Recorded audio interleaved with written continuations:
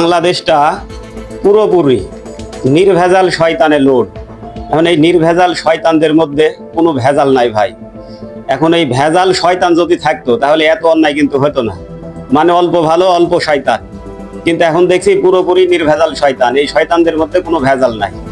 এখন এই শয়তানি কর্মকাণ্ড দেখে দেখে আমাদের মন, আমাদের ব্রেন, আমাদের হৃদয় কিন্তু বিক্ষুব্ধ। এখন এই জনগণকে একটা সিদ্ধান্ত নিতে হবে, হয় এই দেশে শয়তানরা থাকবে আর না হলে ভালো মানুষরা থাকবে, তাছাড়া তার উপায় নাই।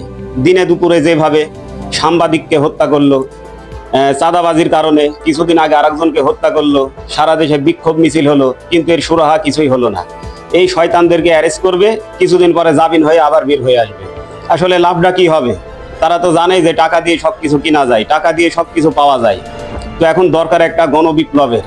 এই বাংলাদেশে আবার বিপ্লব ঘটিয়ে শান্তিপূর্ণ একটা রাষ্ট্র প্রতিষ্ঠা করতে হবে, এই ছাড়া আর সম্ভব নাই।